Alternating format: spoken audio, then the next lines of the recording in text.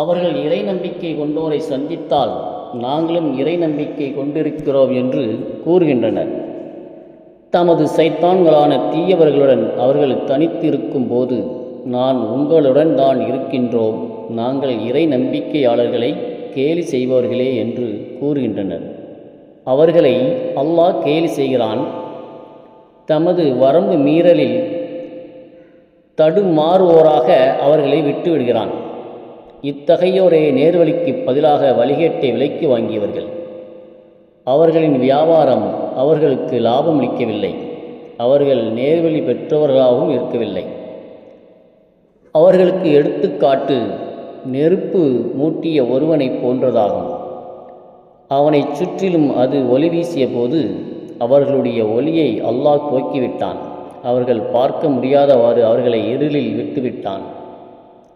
அவர்கள் செவிடர்கள், ஊமைகள், குருடர்கள்.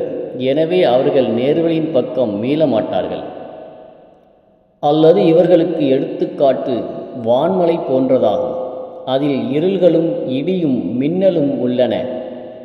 இடிகளால் மரணத்திற்கு பயந்து தமது விரல்களை தமது காதுகளில் வைக்கின்றனர். இறை மறுப்பாளர்களை அல்லாஹ் சூழ்ந்தறிபவன். அம்மின்னல்கள் அவர்களின் பார்வைகளை பறிக்க பார்க்கின்றது. அது அவர்களுக்கு ஒளி வீசும் போதெல்லாம் அதில் அவர்கள் நடக்கின்றனர். அவர்களுக்கு இருளாகி விடும்போது நின்று விடுகின்றனர். அல்லாஹ் நாடி இருந்தால் அவர்களின் செவிகளையும் பார்வைகளையும் பறித்திருப்பான். அல்லாஹ் ஒவ்வொரு பொருளின் மீதும் ஆற்றலுடையவன். மனிதர்களே, உங்களையும் உங்களுக்கு முன்னிருந்தோரையும் படைத்த உங்கள் இறைவனை வணங்குங்கள். இதன் மூலம் நீங்கள் நரகத்திலிருந்து தப்பித்துக் கொள்வீர்கள். அவன்தான் உங்களுக்கு பூமியை விரிப்பாகவும் வானத்தை கூரையாகவும் ஆக்கினான். வானிலிருந்து தண்ணீரை இறக்கி அதன் மூலம் விளைச்சல்களிலிருந்து உங்களுக்கு உணவை வெளிப்படுத்தினான். எனவே நீங்கள் அறிந்து கொண்டே அல்லாஹ்வுக்கு இணைகளை ஏற்படுத்தாதீர்கள். தமது அடியாருக்கு நாம் இறக்கிய இவ்வேதத்தில் நீங்கள் சந்தேகத்தில் இருந்தால், நீங்கள் உண்மையாளர்களாகவும் இருந்தால் இது போன்ற ஒரு அத்தியாயத்தை கொண்டு வாருங்கள். அல்லாஹ்வை அஞ்சி உங்கள் உதவியாளர்கள் அனைவரையும் அழைத்து கொள்ளுங்கள். நீங்கள் இதை செய்யவில்லை என்றால் உங்களால் செய்யவே முடியாது. நரகத்திற்கு அஞ்சிக் கொள்ளுங்கள். மனிதர்களும் கற்களுமே அதன் எரிபொருள் ஆவார்கள். இது இறை மறுப்பாளர்களுக்காக தயார் செய்யப்பட்டுள்ளது. இறை நம்பிக்கை கொண்டு நற்செயல் செய்வோருக்கு சொர்க்கங்கள் உள்ளன என்று நபியை நற்செய்து கூறுகிறாக. அவற்றின் கீழ் ஆறுகள் ஓடும். அவற்றின் கனியிலிருந்து அவர்களுக்கு உணவு வழங்கப்படும். அவர்களுக்கு உணவு வழங்கப்படும் போதெல்லாம் இதற்கு முன்னரும் இதுவே எங்களுக்கு வழங்கப்பட்டது என்று அவர்கள் கூறுவார்கள்.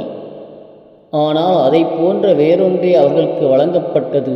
அவர்களுக்கு அங்கு தூய துணைகளும் உள்ளனர். அவர்கள் அதில் நிரந்தரமாக இருப்பார்கள். கொசுவையோ அதைவிட அற்பமானதையோ உதாரணமாக கூறுவதற்கு அல்லாஹ் வெட்கப்படுவதில்லை. இறை நம்பிக்கை கொண்டோர் அது தமது இறைவனிடமிருந்து வந்த உண்மை என்று அறிந்து கொள்கின்றனர். இறை மறுப்பாளர்களோ இதை உதாரணமாக கூறுவதன் மூலம் அல்லாஹ் என்ன நாடுகிறான் என்று கேட்கின்றனர். இவ்வுதாரணத்தை கொண்டு அதிகமானோரை அவன் வழிகேட்டில் விடுகிறான். அதிகமானோருக்கு நேர்வழி காட்டுகிறான். பாவிகளைத் தவிர எவரையும் இதை கொண்டு அவன் வழிகேட்டில் விடுவதில்லை.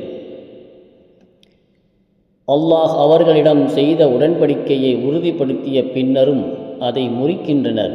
இணைக்கப்பட வேண்டும் என்று அல்லாஹ் ஆணையிட்டதை உறவை துண்டித்து விடுகின்றனர். மேலும் பூமியில் குழப்பம் செய்கின்றனர். அவர்கள்தான் நஷ்டவாளிகள். உயிரற்றவர்களாயிருந்த உங்களை உயிர் பெறச் செய்த அல்லாஹ்வை எப்படி மறுக்கின்றீர்கள்? பின்னர் அவனே உங்களை மரணிக்கச் செய்கிறான். பின்னர் உங்களை உயிர் பெறச் செய்வான். பின்னர் அவனிடமே நீங்கள் திரும்ப கொண்டு வரப்படுவீர்கள். அவன்தான் பூமியில் உள்ள எல்லாவற்றையும் உங்களுக்காக படைத்தான். பிறகு வானத்தை நாடினான். அவற்றை 7 வானங்களாக செம்மைப்படுத்தினான். அவன் ஒவ்வொரு பொருளையும் நன்கு அறிந்தவன். அத்தியாயம் 2 வசனம் 14 முதல் 29 வரை. அஸ்ஸலாமு அலைக்கும். தொடரும்.